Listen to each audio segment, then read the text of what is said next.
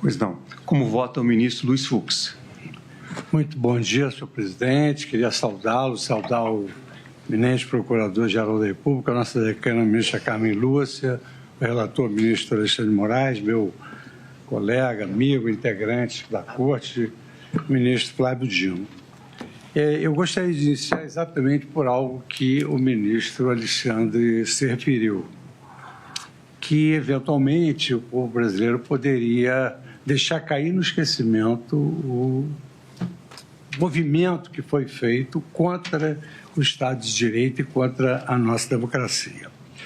Isso me remonta ao discurso do professor Elie Wiesel, que ganhou o prêmio Nobel da Paz, no discurso que ele fez na Casa Branca, quando ele falava que o maior perigo com relação aos delitos é o perigo da indiferença, porque a indiferença é pior do que qualquer sanção. A indiferença é um castigo. E é uma indiferença não só com o Estado brasileiro, mas também, eventualmente, com aquelas pessoas que passam pelo crivo judicial e são esquecidas. Então, com relação aí ao primeiro aspecto que o ministro Alexandre tocou, eu talvez, aqui falou-se tanta idade, eu talvez, pela minha faixa etária superior, eu posso dizer que realmente nós conquistamos a democracia entre lutas e barricadas.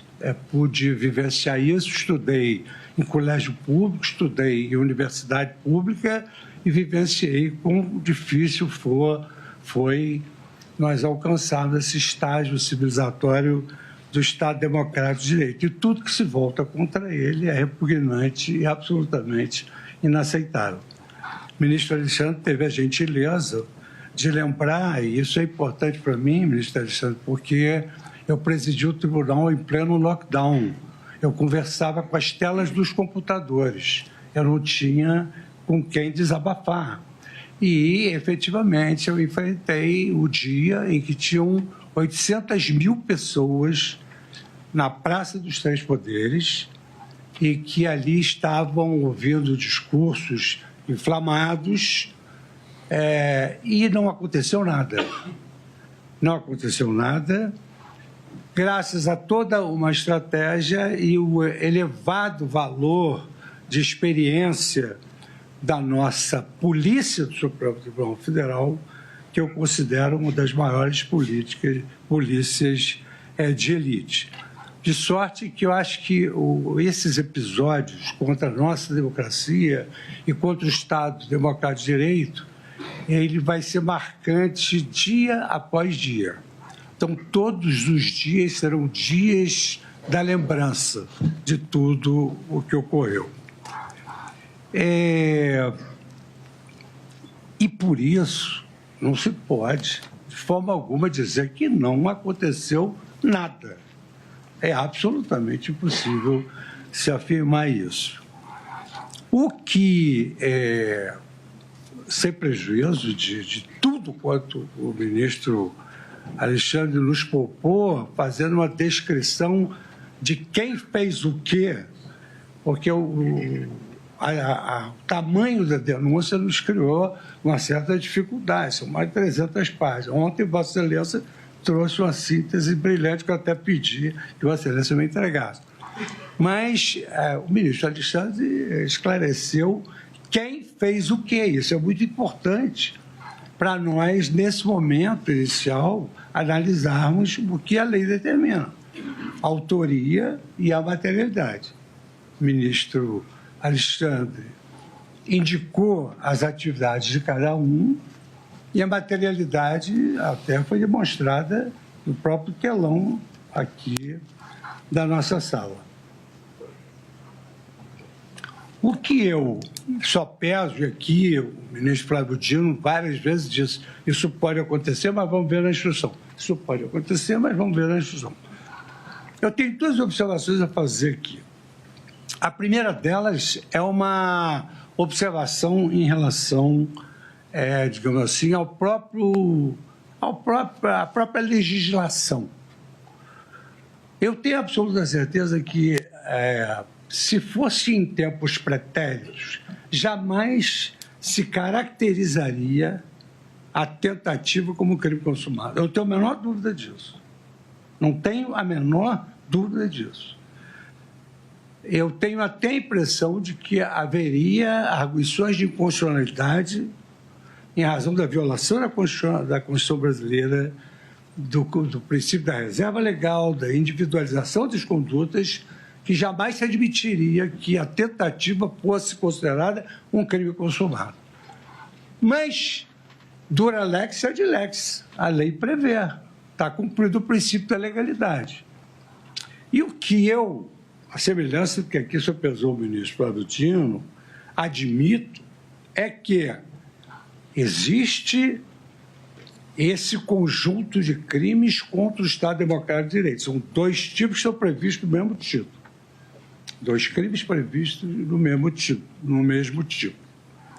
E é possível, efetivamente, que se possa entender, porque a doutrina ela tem, evidentemente, o direito dialético, né? Então, a doutrina, há aqueles que entendem que é possível, e é bem ponderável, porque os bens jurídicos tutelados são diferentes, como também é possível que haja quem entenda que a tentativa de golpe já é um atentado contra a democracia.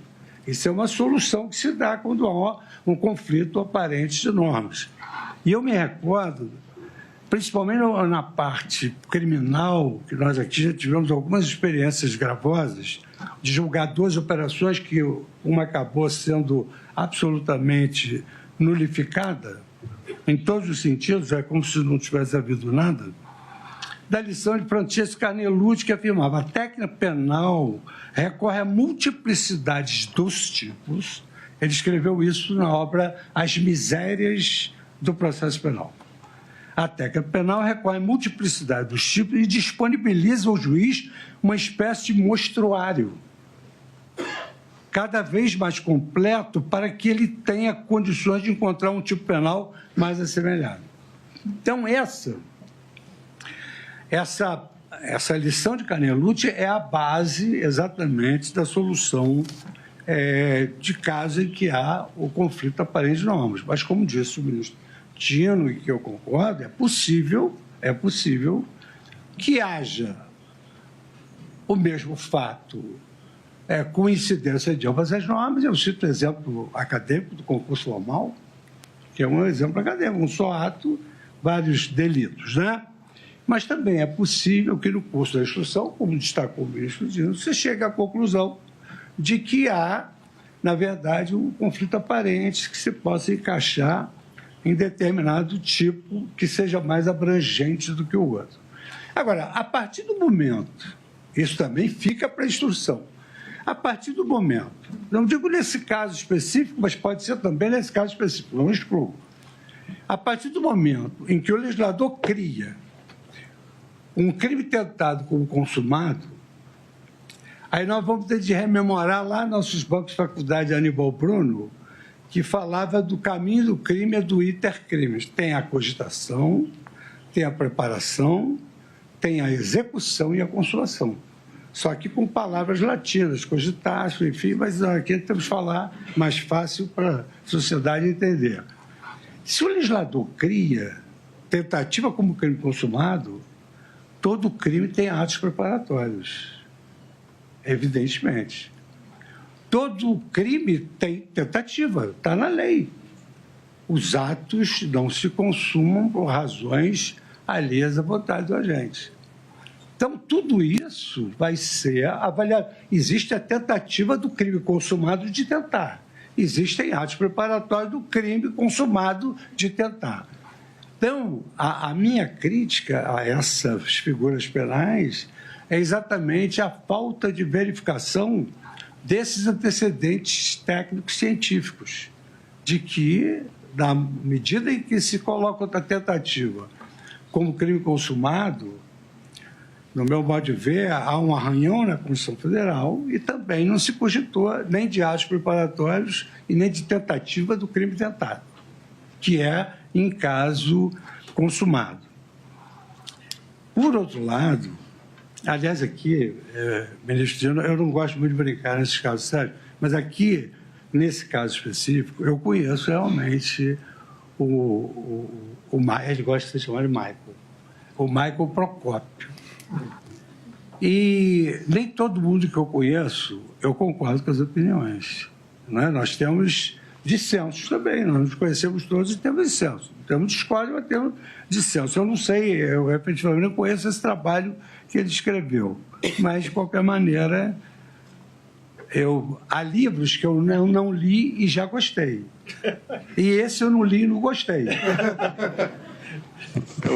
Eu falo com ele. Ministro Fux, eu quero dizer ao senhor que o erro pode ter sido na minha interpretação. Não, mas eu vou conversar com ele para saber a autoria, pelo menos.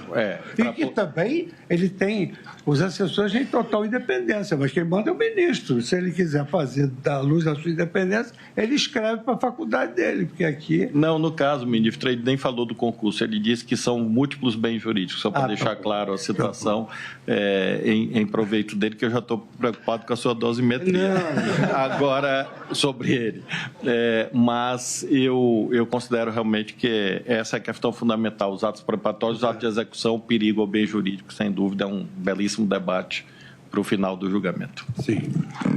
E também, senhor presidente, aqui eu anotei, como disse no início, o problema da indiferença.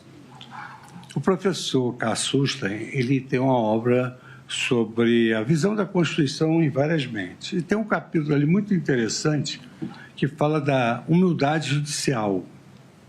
A humildade judicial, ele cita uma frase muito interessante, ele diz o seguinte: o juiz tem que decidir de qualquer maneira.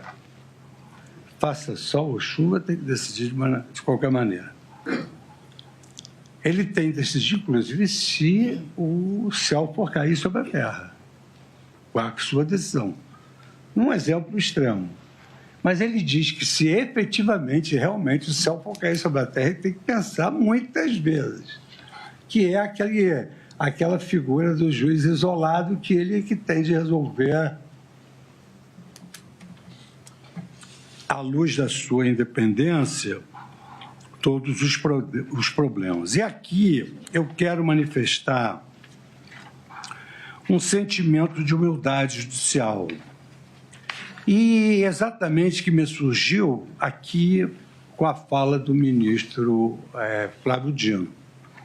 É verdade que as penas são tratadas na lei e pela eminência dos bens jurídicos protegidos, da democracia, Estado democrático, tudo isso efetivamente leva o legislador a ter uma grande preocupação para que nós não tenhamos a indiferença com relação ao nosso período passado, em que, por exemplo, um grande penalista, que foi o professor Leandro Fragoso, ele entrava dentro da sala de aula e dizia: boa noite, pessoal do DOPS, boa noite, pessoal do SNI, os senhores estão trabalhando, eu também estou, vamos começar a aula.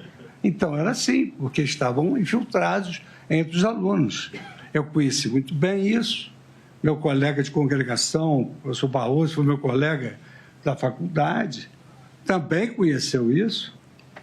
Então, isso é muito caro para todos nós. E, por isso, o legislador, por vezes, exacerba na previsão da dosimetria da pena.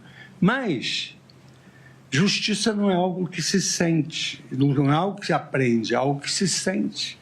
Os antigos já diziam que a justiça era aquele sentimento do juiz. A Carta de 7 Partidas dizia: os juízes devem ser homens sensíveis, saber direito se possível. Então, essa é uma realidade da nossa profissão. De sorte que eu, num exercício assim de humildade judicial, e aqui o ministro Alexandre de Moraes citou um caso que eu pedi vista recentemente, do caso do batom, eu tenho, e aqui eu falo para os integrantes da minha turma, que nós temos toda a liberdade e temos toda o respeito pela independência e opinião de todos os colegas, que eu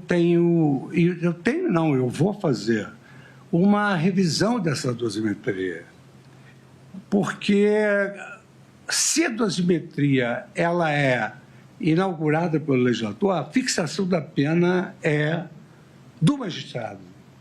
E o magistrado o faz à luz da sua sensibilidade, do seu sentimento em relação a cada caso concreto. E o ministro Alexandre, com o seu trabalho, ele explicitou a conduta de cada uma das pessoas. E eu confesso que, em determinadas ocasiões, eu me deparo com uma pena exacerbada. E foi por essa razão, ministro Alexandre, dando uma satisfação a Vossa Excelência, que eu pedi vista do caso, desse caso, que eu quero analisar o contexto em que essa senhora se encontrava. Eu quero analisar. Eu sei que Vossa Excelência tem a sua opinião, já exteriorizou. Nós julgamos sob violenta emoção após a verificação da tragédia do 8 de janeiro. Eu fui ao meu ex-gabinete, que a ministra Rosa era minha vice-presidente, e vi mesa queimada, papéis queimados.